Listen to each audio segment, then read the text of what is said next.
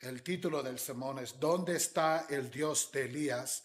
Escritura 2, Segunda Reyes, capítulo 2, serie El Reino Eterno. Esta es la palabra del Señor. Y sucedió que cuando el Señor iba a llevarse a Elías al cielo en el torbellino, Elías vino de Gigal con Eliseos.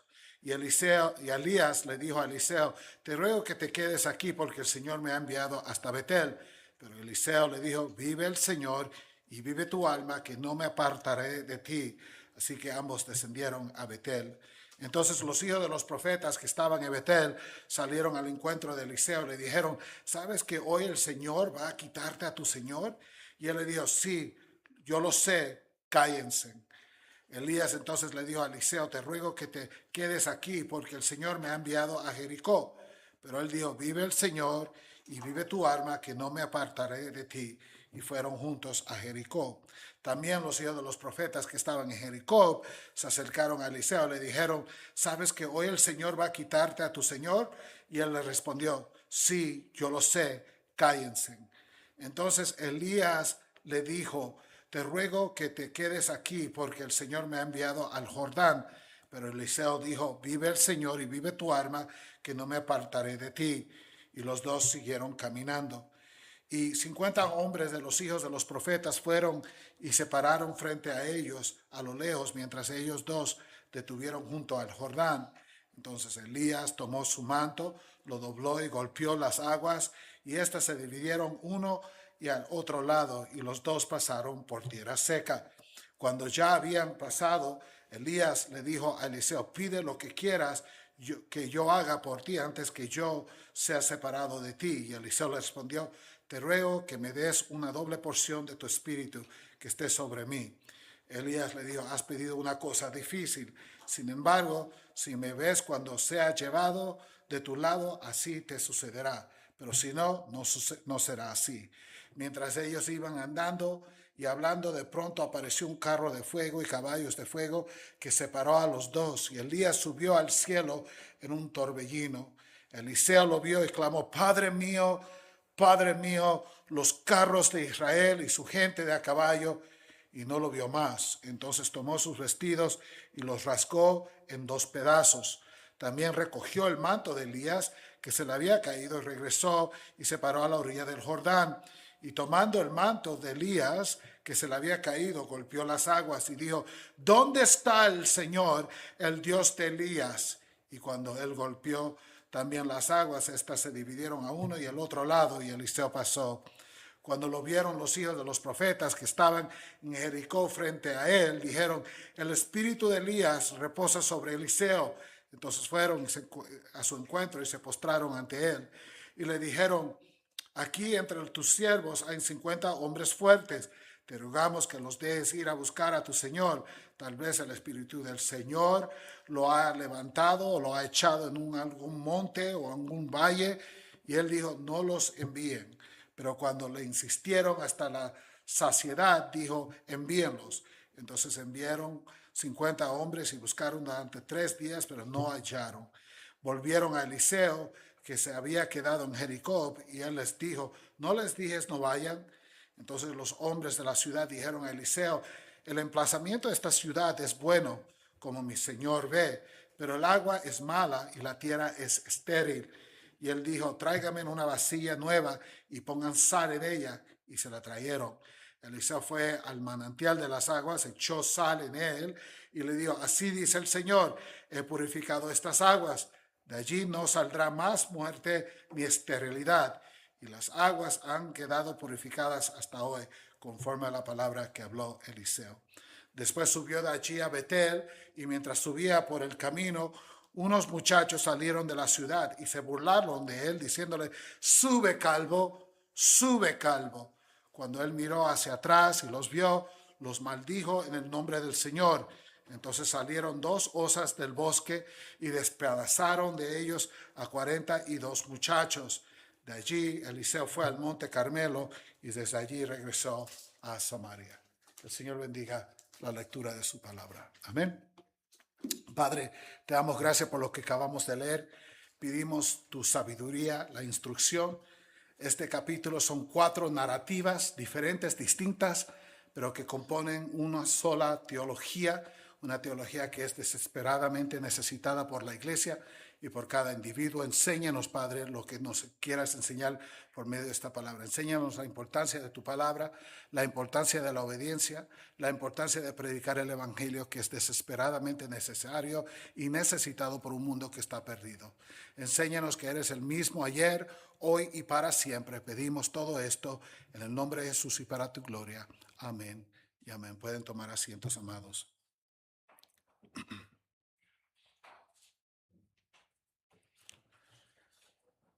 Hoy vamos a empezar con los versículos 1 al 6. En ellos encontramos a la iglesia, el pueblo del Señor, con un temor hacia el futuro, un temor hacia el futuro. Amado, nuestro capítulo inicial registra uno de los momentos más extraordinarios de toda la Escritura. El profeta Elías, llevado al cielo por el poder de Dios en un torbellino. A comenzar nuestra narrativa, notamos que todos parecen saber lo que va a suceder. Elías lo sabe, Eliseo lo sabe, e incluso dos grupos de los hijos de los profetas lo saben. Sabes que hoy el Señor va a llevar a tu maestro. Todo el mundo parece saberlo. En estos versículos iniciales hay una tensión. Todos sienten el peso de lo que va por venir. Hay tristeza y incertidumbre entre los fieles de Israel, entre los hijos de los profetas.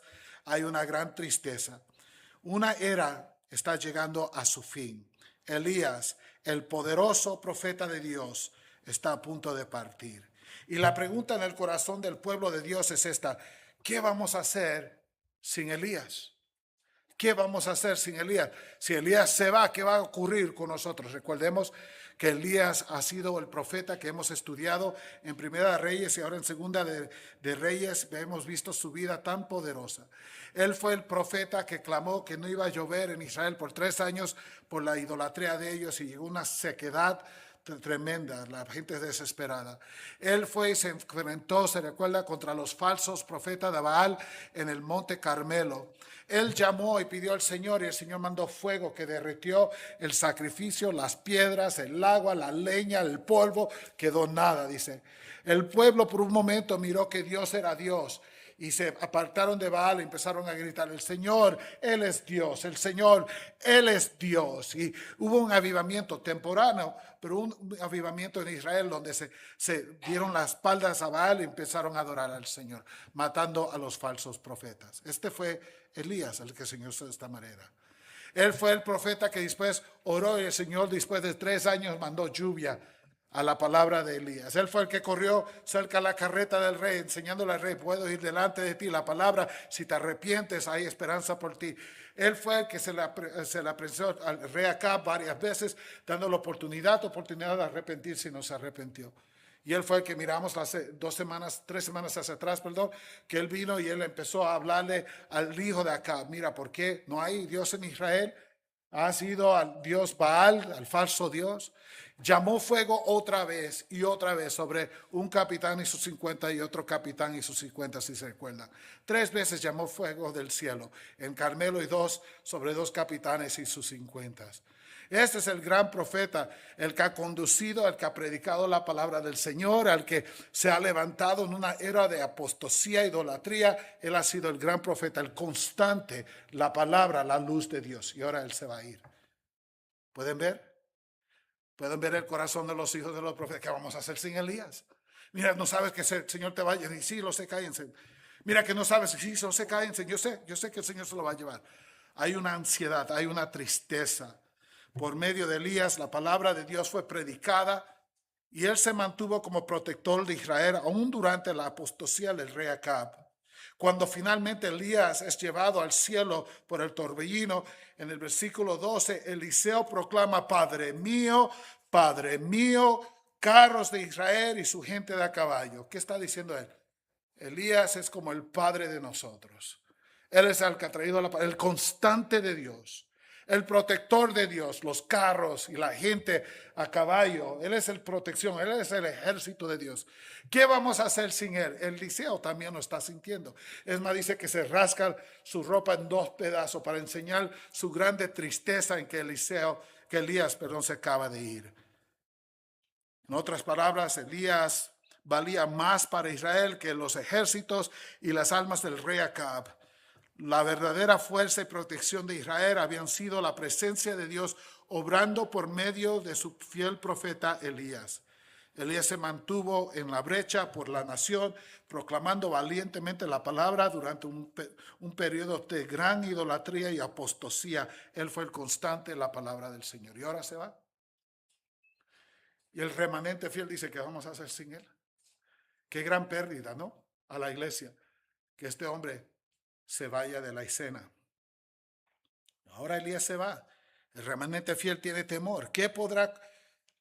¿Cómo podremos continuar como el pueblo de Dios cuando el siervo de Dios tan poderoso es quitado? ¿Qué se va a hacer con nosotros? ¿Qué va a ocurrir ahora? ¿Va a ganar la oscuridad? ¿Va a ganar la maldad? ¿Qué vamos a hacer sin Elías? Esa es la pregunta que veremos en los versículos 1 al 6. Pero el versículo 7 al 15 empieza a responder a esa pregunta con una sola verdad: la inmutabilidad de Dios. La inmutabilidad de Dios. En nuestro pasaje, Elías le dice repetidamente a Eliseo que se quede atrás, pero Eliseo se niega a quedarse, sabiendo que el Señor está a punto de llevarse a su maestro. Él quiere continuar con él. Por profundo amor al Señor, devoción a su palabra y preocupación por el pueblo de Dios, Eliseo se aferra a Elías, deseando continuar en el ministerio profético al que Dios lo estaba llamando. Él ha habido sirviente de Elías, él lavaba las manos de Elías, echaba agua sobre él, sirvió a Elías y lo sirvió de buena manera, aprendiendo de él. Pero él sabe que el Señor se va a llevar a Elías y él quiere ser el próximo profeta. Como sabemos, él va a pedir una doble porción del Espíritu. Él quiere continuar en ministerio. Él sabe que el pueblo de Dios necesita líderes piadosos. Y él dice, yo quiero ser uno de ellos. Siento el ardor en mi corazón para proteger el pueblo de Dios, traerle la palabra, corregirlos, ser la voz del profeta de Dios. Por supuesto, usted y yo ya sabemos que Eliseo es el sucesor designado de Dios. Dios lo había revelado anteriormente en el capítulo 19 de Primera de Reyes, cuando se le ordenó a Elías ungir a Eliseo como profeta en su lugar. Usted recuerda ese capítulo, lo hemos estudiado. Elías se fue al desierto, soy el único, Señor, mátame, no podemos seguir. ¿Para qué seguir este ministerio si la gente parece que se arrepiente, pero no se arrepiente? Llegó a un punto de depresión el profeta. Y el Señor le habló, tú no eres el único, tengo tantos profetas que han doblado la rodilla, yo siempre tengo un remanente fiel, levántase, sigue tu trabajo. Y ¿sabes qué? Una de las cosas que Dios le dice, ve y encuéntrate con un hombre llamado ¿qué? Eliseo, úngelo, porque cuando se termine tu tiempo, él va a ser el que te reemplaza. Entonces nosotros, usted y yo, ya privadamente sabemos, él va a ser el próximo profeta. Pero el llamamiento de Eliseo aún no había sido confirmado públicamente por Dios. Nosotros tenemos conocimiento previo que él no tenía. Así que debido a que Eliseo no quiso apartarse de Elías, Elías le preguntó, ¿qué es lo que tú deseas que yo haga de parte de Dios por ti? Y observen, amado, por favor observen que Eliseo no pide riquezas personal. Él no dice que yo sea el hombre más rico de todo el mundo. Él dice, ¿qué es lo que tú quieres? Es un cheque firmado con el balance blanco. Podemos llenarlo con lo que nosotros queremos. ¿Qué es lo que tú quieres? Él no pide riquezas personales, no. Él no pide honor personal, él no pide grandeza, que ser más bien por causa del pueblo de Dios y de la continuación del ministerio profético, él pide que una doble porción del espíritu de Elías repose sobre él. Yo quiero continuar el ministerio. Y debemos entender algo aquí cuidadosamente que mucha gente mal entiende. Eliseo no está diciendo, yo quiero ser doble mejor que tú, doble profeta, doble poderoso. Es lo que está diciendo cuando dice una doble porción. Eliseo no está pidiendo llegar a ser más grande que Elías. Eso sería un orgullo. En la escritura, la doble porción era la herencia dada al hijo primogénito, el heredero legítimo que continuaría con la responsabilidad y el ministerio del padre. Y él identificó a Elías como el padre. Mi padre se ha ido, ¿verdad? Y lo que él está diciendo es, yo quiero ser el que continúa. La doble porción se le daba al hijo primogénito. Él era el que iba a continuar con el nombre de la familia. Así que cuando un padre se moría, toda la herencia se dividía por cuántos hijos él tenía, más uno. Y la doble porción caía al hijo primogénito, al que iba a seguir con el nombre del padre, y las porciones singulares a los próximos hijos. Cuando él está pidiendo la doble porción, él quiere decir que yo quiero ser el próximo que profeta. No quiero ser mejor doble veces que tú, sino yo quiero ser el próximo profeta, el que trae la palabra del Señor. Algo hermoso. Por tanto, Eliseo está pidiendo a Dios que lo equipe para continuar fielmente en el oficio profético después que Elías se haya ido, para heredar el manto del ministerio. Y esta palabra, heredar el manto, aquí se encuentra, ahí es el origen, aquí en esta palabra. Cuando él tiene el manto de liderazgo, estamos hablando de este capítulo. Cuando cae el manto de Elías, cuando el Señor se lo lleva, él toma el manto, le pega las aguas, donde está el Dios de Elías, y las aguas se abren, y aquí podemos ver que él hereda el manto de Elías. Es de donde viene ese hablar. Y la evidencia de que el Señor concedió esta petición de su corazón se ve inmediatamente cuando son separados y Elías es llevado al cielo por un torbellino. Dice que desciende el manto de él lo agarra, y entonces Eliseo llega al agua, al Jordán. Que recuerde que el Jordán acababa de abrir para Elías, ellos habían pasado en seco, y ahora él llega al mismo Jordán, está retrocediendo los pasos de Elías al revés. Están en Jericó, él va a ir, está en el Jordán, van a ir a Jericó, van a ir a Betel, él va a ir a las plazas donde los lugares donde el Señor mandó a Elías, él lo está retrocediendo al revés, probando que él es el profeta del Señor. Cuando él llega al Jordán, tiene el manto, y él hace la pregunta que realmente abarca todo el capítulo: ¿dónde está el Señor, el Dios de Elías? ¿Dónde está el Señor, el Dios de Elías? Esa es la pregunta del corazón de los profetas. ¿Qué va a pasar con nosotros el Señor, cuando este hombre se vaya? ¿Dónde está el Señor de Elías? Si Elías se va, ¿dónde va a estar el Señor de Elías? Y Eliseo golpea las aguas como lo hizo Elías con el manto, y el río Jordán se divide para él, tal como se había dividido para Elías. Y así, con esto, Dios confirma que su espíritu ahora reposa sobre Eliseo y que el ministerio profético continúa a través de él. Él es el próximo Elías, lo que la palabra está enseñando. Y la visión del Jordán que vemos aquí en el versículo 8, cuando Elías lo hace, y el 14, cuando Eliseo lo hace, apunta a Josué capítulo 3, versículo 4. Cuando el Señor dividió las aguas para que Israel pudiera entrar en la tierra prometida, las aguas del Jordán se abrieron e Israel pudo pasar, y ellos quedaron en seco, ¿se recuerdan? Hemos visto el Jordán, en otras palabras, dividido en el libro de Josué. Lo hemos visto ahora dividido por el profeta Elías, y por último dividido por el profeta ¿quién? Eliseo. Es lo que estamos aquí. El mensaje es inconfundible. El Dios que obró poderosamente en los días de Josué es el mismo Dios que estaba obrando en los días de Elías, y es el mismo Dios que ahora va a estar obrando por ¿quién? Eliseo. Ese es el punto que Dios está haciendo aquí. El Señor, amados, no se debilita con el paso del tiempo. El Señor permanece soberano, poderoso y fiel a sus promesas en todas las generaciones. Gloria sea a Dios. ¿Qué vamos a hacer sin Elías? Continuar como iglesia. Porque la iglesia no le pertenece a quién, a Elías. La iglesia le pertenece a quién, a Dios. ¿Pueden ver la diferencia de lo que está ocurriendo aquí?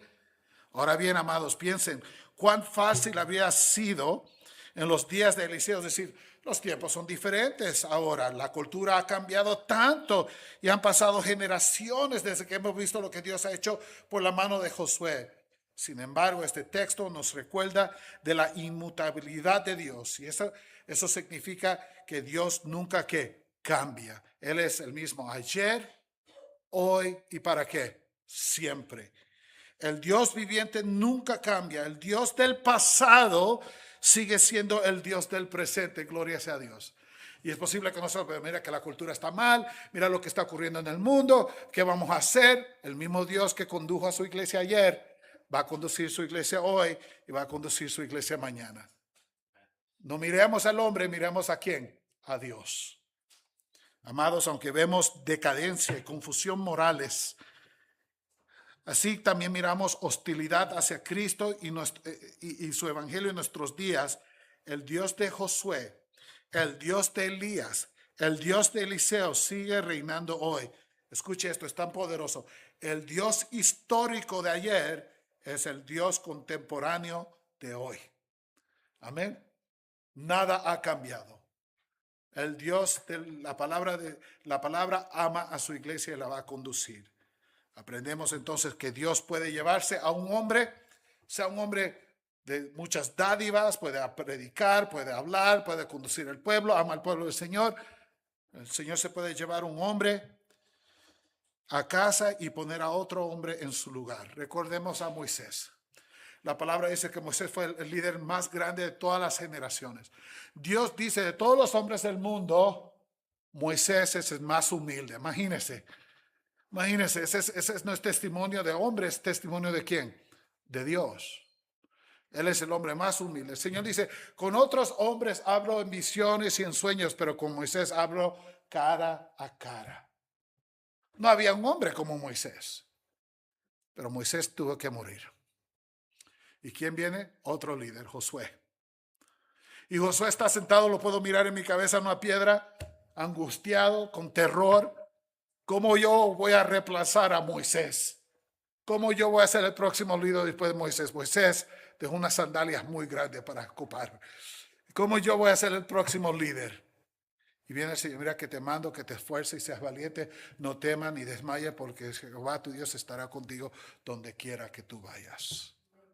Y él se levanta y Josué hace un nombre por sí mismo como un hombre de Dios. Pero al principio estaba aterrorizado. ¿Por qué? Como voy a reemplazar a Moisés, este gran líder. Y mire, siendo este gran líder, como el pueblo lo trató. ¿Qué van a hacer de mí? Pueden ver el terror en su corazón. El Señor dice, no temas ni desmayes porque yo estoy contigo.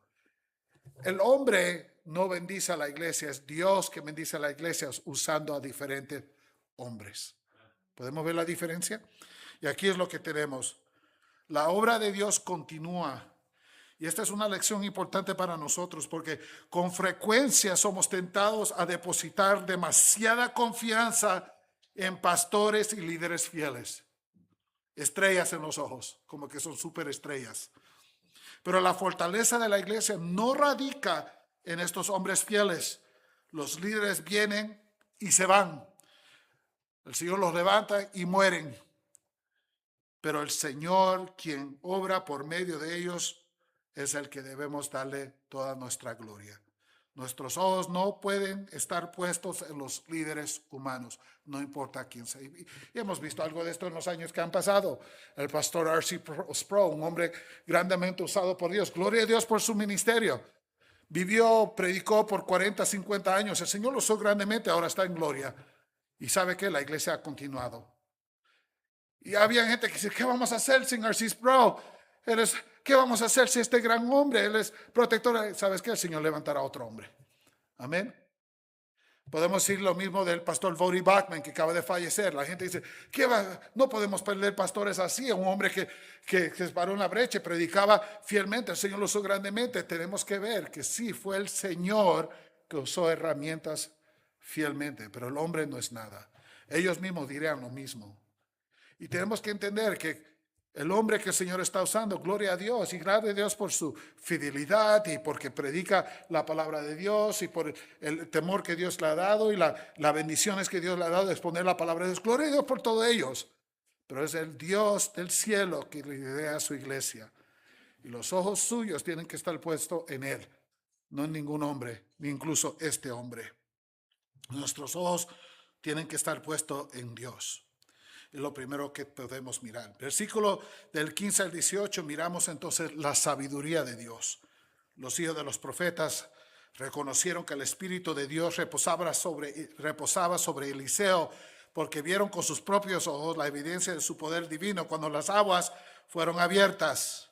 Cuando Eliseo golpeó el Jordán y las aguas se dividieron, tal como había sucedido con Elías, estos hijos de los profetas proclaman: el Espíritu de Elías reposa sobre Eliseo.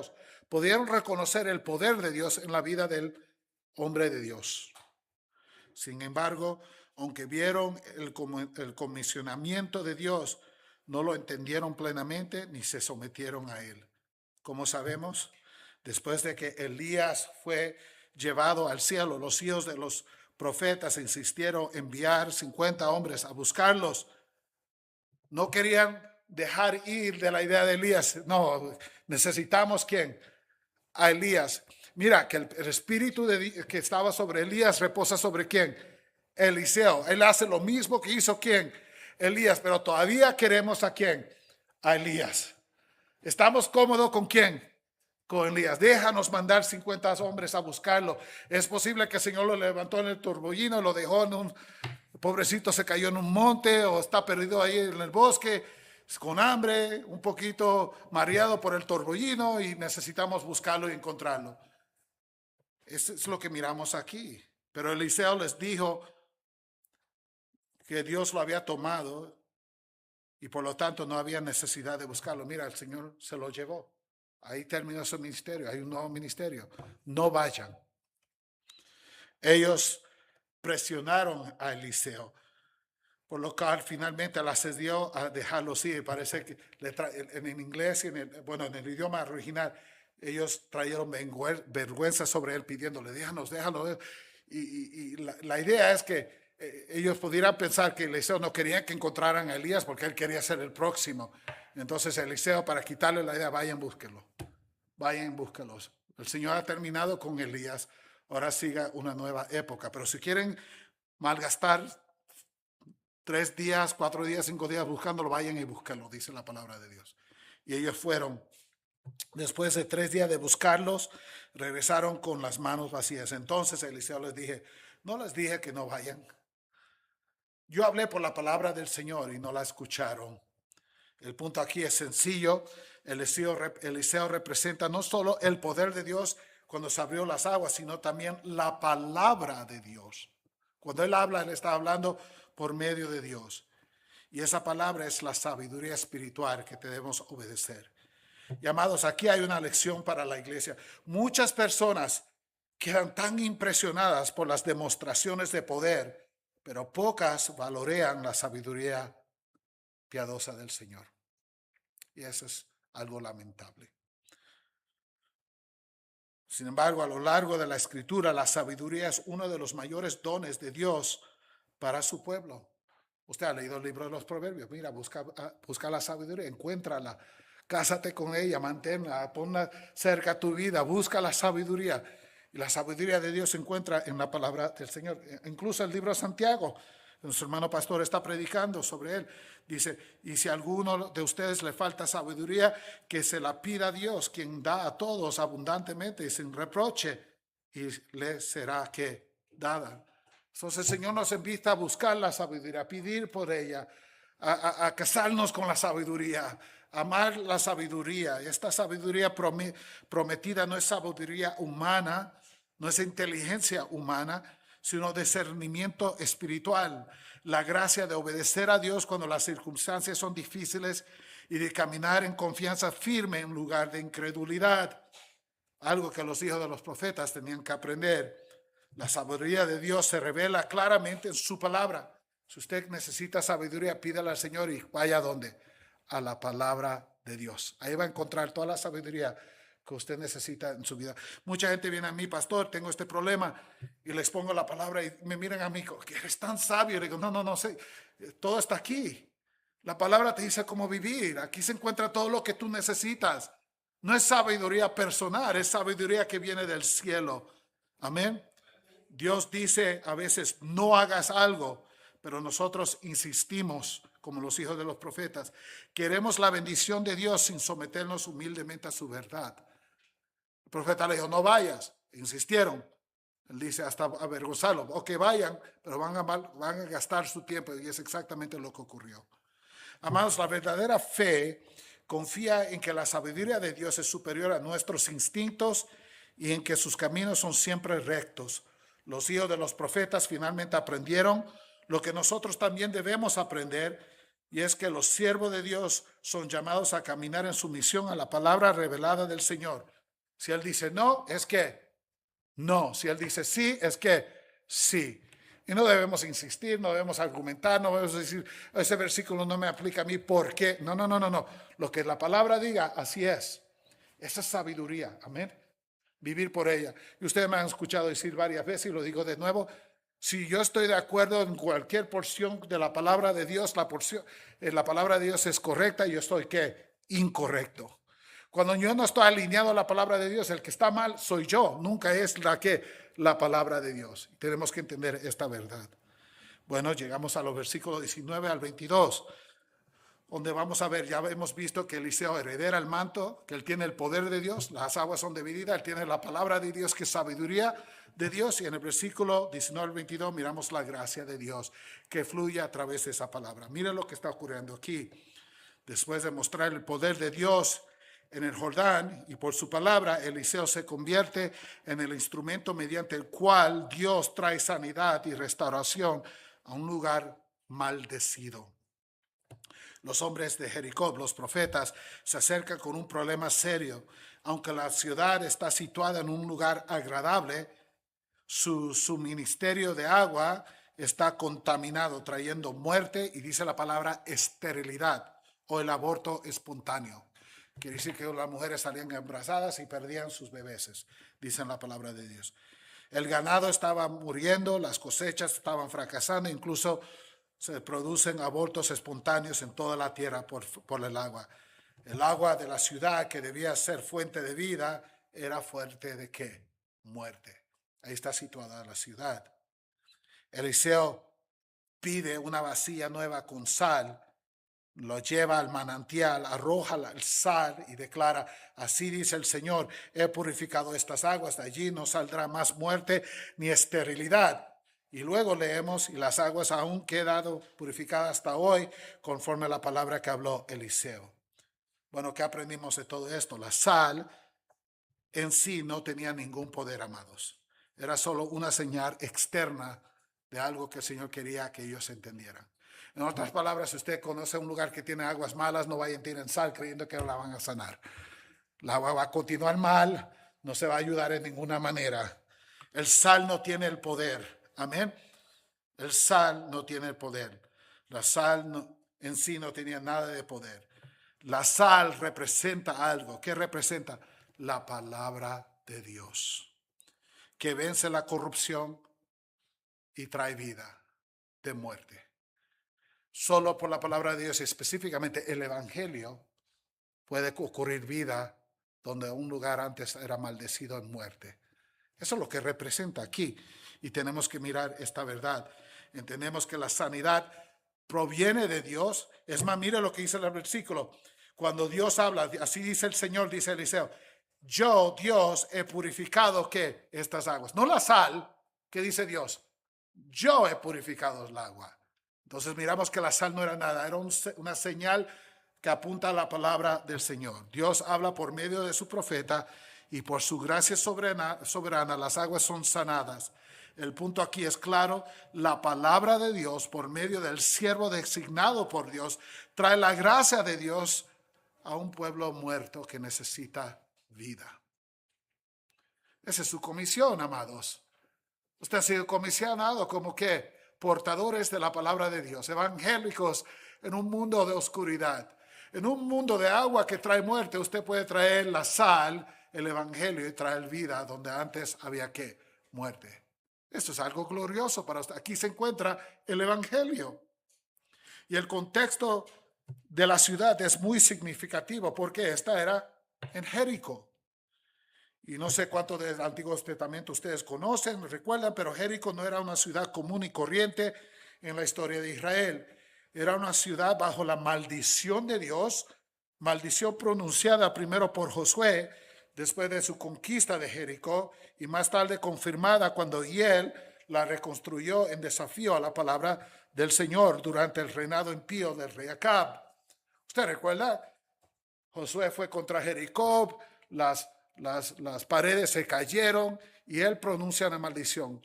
Este lugar nunca será construido otra vez, si no es en muerte. Maldito sea este lugar. El que la construye perderá a sus hijos. Después, años después, viene Hiel, adora a Baal, él no ama al Señor, él construye las puertas y para comprobarle, sin saber lo que decía la palabra del Señor, para enseñarle a Baal que él amaba a Baal con toda su vida, el Dios de la provisión y el Dios de la plenitud.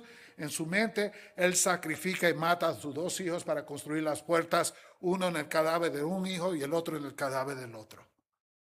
Era un lugar de maldición, un lugar donde no fluía nada. Con razón las aguas están envenenadas. Es un lugar donde solo hay la maldición de Dios. Así que Jericó permanecía como testimonio del juicio divino de Dios, porque era un lugar tan impío. Pero ahora en Segunda de Reyes 2, algo milagroso ocurre. El lugar antes marcado por la maldición de Dios, marcado por muerte y juicio, se convierte precisamente en el lugar donde Dios manifiesta sanidad, restauración y gracia. Qué bueno es Dios. Amén. Qué bueno es Dios. ¿Ve usted la hermosura de todo esto, amados? El lugar de juicio se convierte en lugar de misericordia. El lugar de muerte se convierte en lugar de vida. El lugar bajo maldición se convierte en una demostración de gracia divina. Y todo porque la sal, la palabra de Dios. La sal, la palabra de Dios puede trastornar cualquier corazón bajo maldición, cualquier corazón envenenado, cualquier corazón que está perdido, la puede convertir y hacerlo algo nuevo, algo hermoso. Puede tomar la maldición y hacerlo bendición, muerte a vida, solo que la sal, el evangelio de la palabra de Dios. ¿Y no es esto una imagen del evangelio para nosotros? Nuestro Dios, escucho, se deleita en traer gracia a lugares sin esperanza, en redimir pecadores arruinados y en sanar aquello que el pecado ha corrompido. ¿Qué dice Pablo? Dice, Dios vino a salvar ¿qué? A pecadores, y yo soy el peor de todos. Es lo que hace Cristo, salvar. Dios deleita traer ¿qué? Salvación. Dios no es un ogro en el cielo que quiere mandar a medio mundo al infierno. Él se deleita en salvar a su pueblo, a traerle vida, a enseñarle el evangelio. Qué bueno es Dios. Amado, quizá usted se sienta como Jericó, marcados por el fracaso, la culpa, la maldición y la vergüenza. Tal vez se pregunte usted a sí mismo, ¿es Dios realmente apto? ¿Podrá Él recibirme? ¿Me puede perdonar? Y la palabra de Dios dice, si Dios puede perdonar a Jericó, Él puede perdonar a usted. Si Él puede traer vida donde solo había muerte por décadas, por 100, 200, 300 años, el Señor trae aquí vida en un lugar que Él mismo maldició. Gloria sea a Dios. Amén. Es un Dios de bendición. Pero este pasaje nos dice que Dios es misericordioso, más allá de lo que nosotros merecemos. El Dios que sanó a Jericó es el Dios que salva a los pecadores por medio de Jesucristo. Él da vida a los espiritualmente muertos, limpia a los contaminados y restaura a los quebrantados. Y en ningún lugar esto es más claro para nosotros que en la cruz de Cristo. La cruz donde Cristo llevó la maldición para que los pecadores malditos pudieran recibir bendición y ser hechos hijos de Dios. El Jericó de la cruz, miramos Cristo ahí, sufre la maldición de Dios para que usted herede la bendición de Dios, ser llamado un hijo de Dios. Qué bueno es Dios. Amén. Miramos la cruz. Maldito todo hombre que sea colgado en qué? En una cruz. Ahí fue Cristo maldito por el Padre mismo. Él sufrió la maldición de su pecado para traer vida a usted. Él fue sustituido para que usted no tenga que sufrir. ¿Pueden verlo? Cristo es nuestro Jericó. Gloria a Dios por ello. Cristo llevó la maldición para que nosotros seamos hijos de Dios. Él se hizo maldición por nosotros para que fuéramos perdonados, reconciliados y acercados a Dios. Así que escuche la sal del evangelio. Hay esperanza para el pecador que viene a Cristo con arrepentimiento y fe, como los hijos de los profetas. Queremos vivir aquí, pero queremos que Dios haga algo. Tiene que perdonar este lugar, tiene que perdonar la pecaminosidad. No podemos vivir aquí sin la presencia de Dios. Había arrepentimiento en Jericó. Había un pueblo de Dios arrepentido y el Señor los perdona, gloria sea a Dios. La gracia es mayor que el pecado, la misericordia es real, la sanidad se encuentra solamente en Cristo. Y mire, la invitación del evangelio se declara por toda la escritura, pero uno de los lugares más favoritos para mí es Isaías 1, el 18. Dios hablando a Israel, que se había convertido en un pueblo apóstata, un pueblo de idolatría, que no servían al Señor. ¿Y qué es lo que dice Dios a este pueblo que ha dado la espalda? Vengan ahora y razonemos, sentémonos, hablamos. Dice el Señor, aunque sus pecados sean como ¿qué? La grana, como la nieve serán emblanquecidos, aunque sean rojos como el carmesí, como dice, como blanco lana quedarán. Y en otra, yo los limpiaré. Le quitaré toda oscuridad, toda suciedad, toda maldición, toda pecaminosidad. Vengan a mí. Aunque estén de los peores, aunque estén rojos en puro pecado, lo haré más blanco que la nieve, dice la palabra del Señor. Más blanco que la lana. Vengan a mí, dice el Señor. Qué grande invitación se encuentra en la palabra del Señor. Su pecado, amado, es grande, pero la misericordia de Dios es aún mayor. Romanos 5:20 dice, pero donde el pecado abundó, lean conmigo, sobreabundó la gracia. Usted me dirá, pero usted no sabe, pastor, yo soy de los peores de los pecadores. Sí lo sé, pero donde abunda el pecado, ¿qué? Sobreabunda, ¿qué? La gracia, pueden ver, sobreabunda. Qué lindo es Dios. Pero usted no sabe lo que yo he hecho y no lo necesito saber. Es posible que usted me cuente su relato y yo quede abrumado diciendo, pero usted sí es el peor pecador de todo el mundo.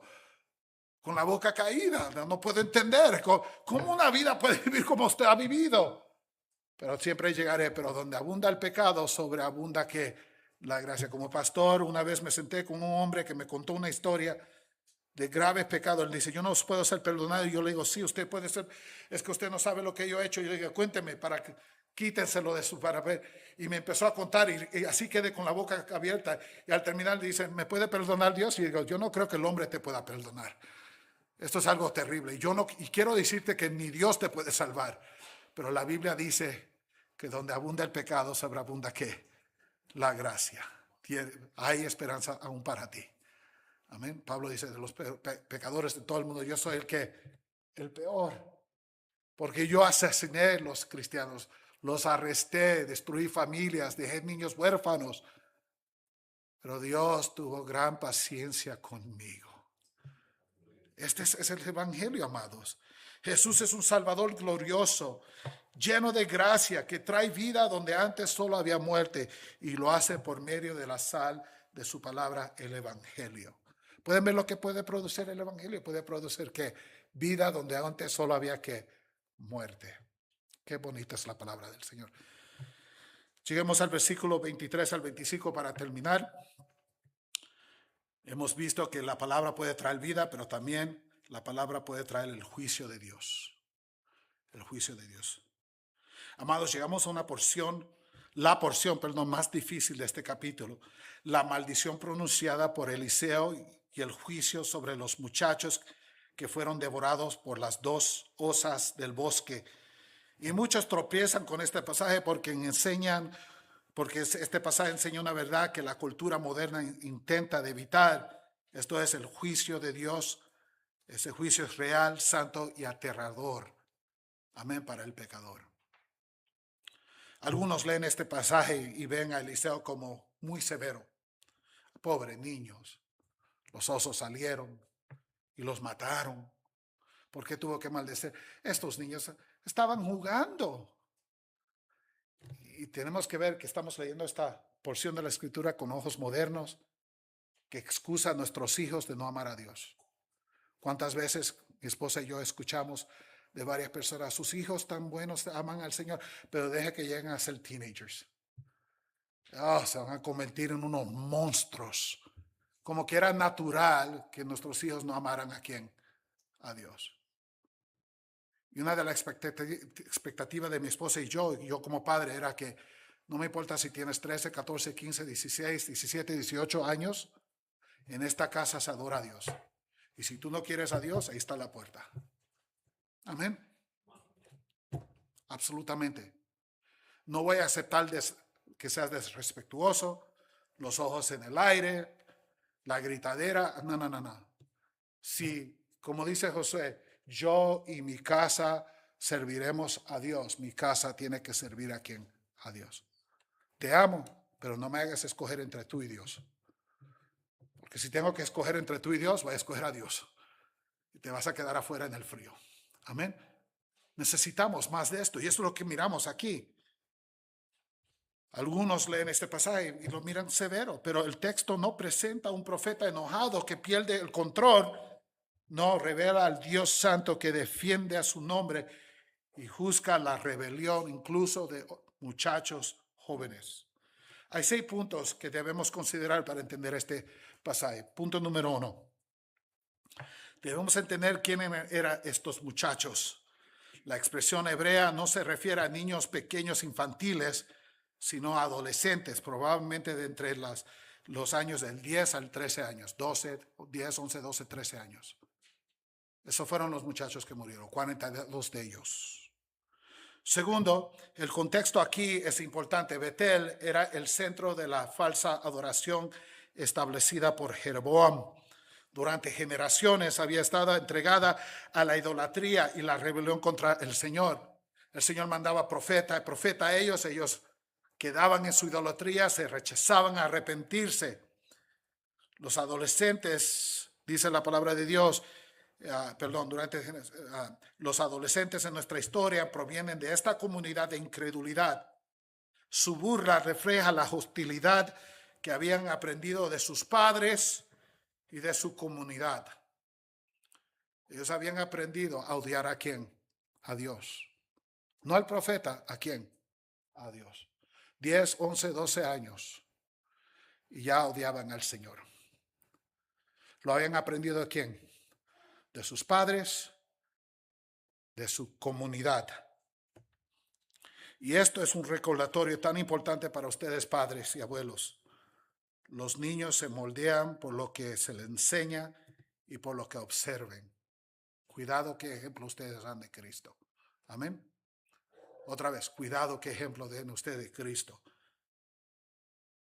Aprenderán reverencia por el Señor o desprecio hacia Él por el ejemplo que ellos ven.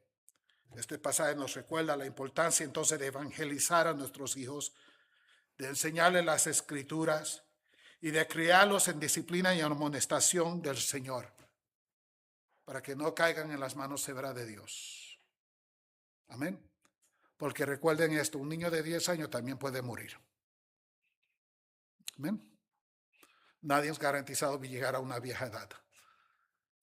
Y recuerden, aunque no mueran, si aprenden a odiar al Señor de la adolescencia, de la infantiles hasta adultos, serán adultos que no aman al Señor y van a morir un día.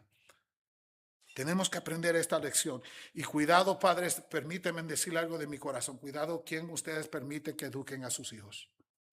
Amén. Sé que hay un sistema educativo donde mandamos a nuestros hijos. Usted va a tener que tener mucho cuidado, porque lo que sus hijos van a aprender en el sistema educativo del mundo nunca será amar al Señor. La escuela pública no le puede enseñar a sus hijos a amar a Dios. No lo pueden, no lo quieren, no lo harán. Es más, están oponidos a la idea de Dios en la escuela pública. Amén. Así que cuidado. Si usted cree que su hijo puede nadar en la piscina del sistema mundial por 30, 40 horas al día y no contaminarse, es locura. Van a aprender de sus compañeros, van a aprender de sus maestros, sean piadosos o sean impiadosos. Van a aprender a amar o a detestar al Señor. Si usted escoge mandar a sus hijos a la escuela pública, usted va a tener que trabajar el triple, cuádruple para enseñarle a Cristo. Para quitar esa contaminación. Sí están aprendiendo a leer y a escribir, gloria a Dios, pero lo importante no es aprender a leer y escribir, es aprender a amar a Dios. Y es algo que la escuela no puede hacer y no lo va a hacer. Así que cuidado a quien usted le permite que instruya a sus hijos. Y lo digo de un corazón pastoral para ustedes. Muchos de nuestros hijos se van al sistema y nunca salen. Se quedan en el sistema, empiezan a odiar al Señor, se apartan de Cristo cuando llegan a cierta edad. Le han enseñado el sistema que no hay Dios, que son un accidente de evolución, que son animales, que no hay ningún requisito para ellos. Maestro que le enseñas doctrinas que son falsas. Cuidado lo que usted permita en su casa. Recuérdese que la responsabilidad de educar a sus hijos en la palabra de Dios es en los padres. Deuteronomio capítulo 6. Bueno, tercero, observe que esta confrontación fue intencional. Eliseo viajaba fuera de la ciudad por el camino que pasaba junto a Betel. En otras palabras, él no estaba entrando a la ciudad, él estaba pasando al lado de la ciudad. Los niños lo vieron y fueron estos jóvenes quienes deliberadamente salieron de la ciudad para enfrentarse con el profeta. Sus acciones fueron intencionales y hostiles. Acosaron al profeta como una multitud. Y recuerde que había más de 42. 42 fueron los que los osos mataron. Pero Dios, aún en juicio, fue que lleno de gracia, no los mató. ¿A quién? A todos. Pudiera haber matado a todos, pero solo mató a 42 de ellos. Cuarto, escuchemos la burla de estos jóvenes. Sube calvo, sube calvo. El término calvo era un insulto deliberado que expresaba su desprecio y falta de respeto hacia el profeta. Ese es otro problema que estamos viendo en nuestras sociedades. Los hijos son desrespetuosos, le hablan a adultos de una manera que nunca deben hablar y los padres no hacen nada, cual como estos padres. Recuerde que esto conllevará consecuencias. Amén. Si no pueden ser respetuosos de chicos, no van a ser respetuosos como adultos. Y con la palabra sube, ellos rechazaban no solamente a Eliseo como profeta de Dios, pero también se estaban burlando de la partida de Elías. Eliseo está subiendo por el camino, Elías había subido, es la misma palabra en el torbellino. Ellos se están burlando de ambas cosas. En otras palabras, esto es lo que está diciendo: lárgate de aquí. No te queremos ni a ti ni a tu Dios aquí en Betel. En Betel aquí se alaba a Baal, no a Dios. Aquí reina Baal. ¿Por qué no nos haces el favor de desaparecerte como se desapareció Elías? No queremos nada que ver con tu Dios. ¿Pueden ver lo que está diciendo? ¿Cuántos años tienen? 10, 11, 12, 13 años. En nuestra cultura, un muchacho puede matar a alguien a los 13 años. Lo van a mandar a una prisión de niños hasta que cumpla 18 años y los dejan salir porque pobrecitos son que niños no sabían mejor. Pero la palabra de Dios no es así. Ellos en su corazón habían rechazado a Dios de temprana edad y Dios los mata en juicio. Dios dice, tienes que amar a Dios. ¿De qué edad? De la edad más temprana que puedas amar a Dios. Y si no amas a Dios, tú eres responsable eternamente por el juicio de Dios. No tu madre, no tu padre, tú joven eres responsable delante de Dios. Qué impacto para los padres reconocer esto, amén. Qué responsabilidad temible tenemos como padres y abuelos de enseñar a nuestros hijos Cristo. Amado, todo esto demuestra el rechazo de Dios de estos muchachos. Quinto, Eliseo sí pronuncia una maldición, pero es una maldición del pacto en el nombre del Señor. Y Dios la confirma enviando 2 osas del bosque. El texto registra que 42 de estos muchachos fueron despedazados. Las osas. No sé si usted ha visto una madre osa salir irritada, es algo temible ver, ¿verdad? Ellos matan al que esté enfrente de ellos y 2 de ellas mataron a 42 muchachos en un momento. Esta era una maldición del pacto. Este juicio puede sorprender a los lectores modernos, pero la misma escritura lo explica. Dios había advertido a Israel en el pasado de que la rebelión contra el pacto traería maldiciones sobre ellos. Incluida en esas maldiciones era que de las bestias salvajes entre el pueblo. Ellos habían hecho un pacto con el Señor. Ellos dijeron, te vamos a seguir. Dios, si me siguen, estas son las bendiciones del pacto. Si ya que están en el pacto se alejan del pacto, esas son las maldiciones del pacto. Y una de las maldiciones se encontraba en Levíticos 26, 22. Soltaré entre ustedes las fieras del campo que los privarán de sus hijos, lo que ocurrió aquí, destruirán su ganado y los reducirán en número de manera que sus caminos queden desiertos. ¿Qué dice Dios? Voy a mandar fieras salvajes para matarlos a ustedes. ¿Y a quién? A sus hijos. ¿Qué ocurre aquí? Fieras salvajes que matan ¿a qué? A los hijos. ¿Por qué? Porque los padres no le enseñó. Si los padres no le enseñan a sus hijos, dice la palabra de Dios, lo están ofreciendo para juicio. Es algo temible. Esto debería abrir nuestros ojos y quebrantar nuestros corazones. Abrir nuestros ojos ¿en qué manera? La responsabilidad que tenemos delante del Señor. Abrir nuestros ojos, que esta rebelión de nuestros hijos solo tiene 12, 13 años. Es natural, no es natural. del demonio, no es algo que podemos permitir en nuestras casas si vamos a adorar al Señor. ¿Cuántas veces como pastor dice, mira que mi hijo no quiere venir a la iglesia, no lo voy a forzar porque no lo quiero alejar? Yo me quedo con los ojos abiertos. ¿Cómo que no lo vas a forzar? Si viven en tu casa, ellos tienen que venir a adorar al Señor. ¿Por qué? Porque la fe viene por oír, terminen conmigo, y oír por la palabra de Dios. ¿Cómo vamos a decirle al hijo que no quiere venir, que no ama al Señor? No vengas, no oigas la palabra de Dios, ojalá que un día te seas convertido. ¿Cómo se va a convertir sin la palabra de Dios? ¿Pueden ver la tontería de estar pensar? No, en esta casa el que mando soy yo. Tú puedes gritar y llorar, pero vas a estar en la iglesia. No te puedo hacer amar a Dios, no te puedo hacer orar, no te puedo hacer buscar de Dios, pero sí te puedo hacer que vengas y escuches. Es posible que Dios tenga misericordia de ti. Amén. ¿Pueden ver la diferencia? Tiene que abrir nuestros ojos este pasaje, pero también quebrantar nuestros corazones en realizar que sus hijos de 8, 9, 10, 11 años son responsables delante del Señor. Si mueren sin Cristo, irán al infierno. No me deleita decir algo así, pero es lo que la palabra del Señor está enseñando. Sexto, si Eliseo hubiera hablado presuntuosamente o actado por ira personal pecaminosa, el Señor no hubiera confirmado su palabra. En otras palabras, esto no fue que Eliseo se ofendió, como me atreves a decirme calvo y que me largue. Vas a ver. No, eso no es lo que está ocurriendo aquí. Eliseo pudo entender que estaban rechazando a Dios y que la ira de Dios iba a caer sobre ellos. Ira del pacto, juicio del pacto, pronuncia el pacto. El Señor lo hace, probando que esto no es Eliseo. ¿Es quién? Es Dios. El hecho de que Dios cumpliera de inmediato la maldición demuestra que Eliseo actuaba como un verdadero profeta del Señor.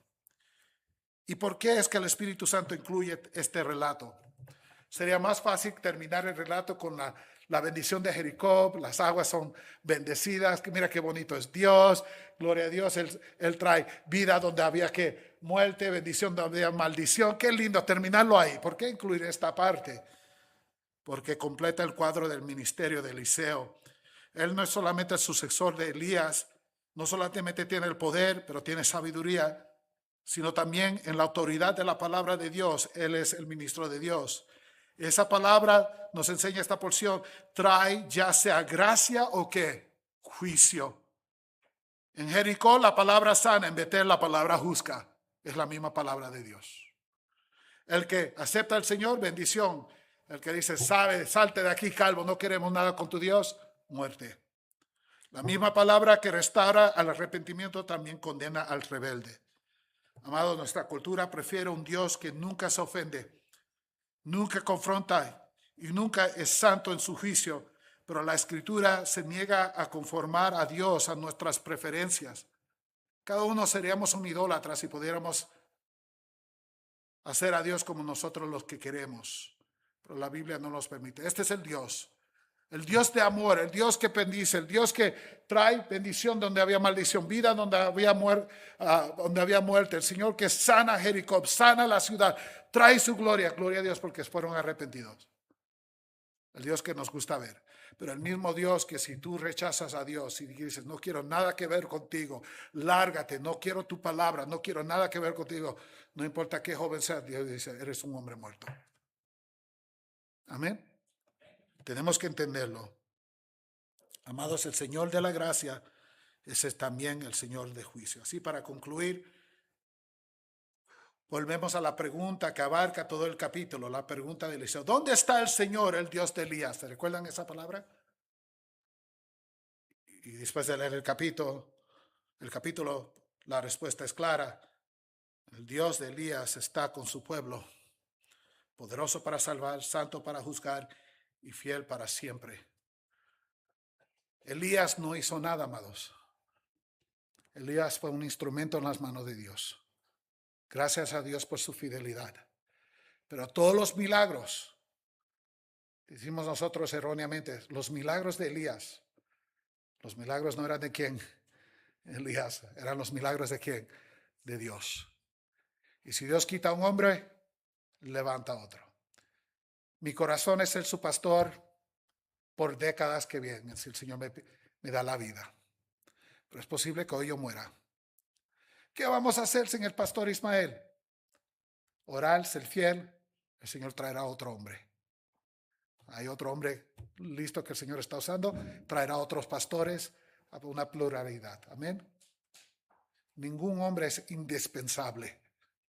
Ningún hombre es todo. Sin él, el oficio del Señor se termina. No, solo somos herramientas que el Señor usa, no sé por qué, para su gloria. Amén. Gloria sea a Dios. Padres, cuidado con sus hijos. Amén.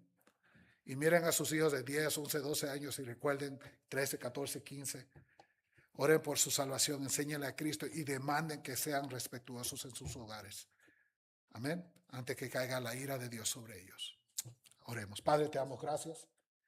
Bendecimos tu santo nombre. Pedimos que siempre nos continúes bendiciendo por medio de tu palabra. Pedimos por los padres y abuelos aquí, Padre, para instruir a sus hijos. Pedimos por nuestros jóvenes, especialmente jóvenes que estén aquí, que estén duros a tu palabra, que no quieran a Cristo, que tengan rebeldía en su corazón, que ellos puedan mirar, Padre, que están en peligro eterno, que no van a vivir para siempre. Y es posible que aún en su rebeldía ahora el Señor los mate. Y no solamente matarlos físicamente, sino espiritualmente. Que ellos puedan realizar, Padre, su necesidad de Cristo antes que sea muy tarde por ellos. Ayúdanos, Padre, a evangelizar a nuestros hijos. Ayúdanos también, Padre, a responsabilizarnos por su educación, cómo enseñarle a Cristo. Padre, peleando al mundo, enseñándole a Cristo sobre cualquier otra cosa. Gracias, Padre, que tú usas hombres, pero que el hombre no es nada, tú eres todo. Que toda la gloria siempre sea para ti.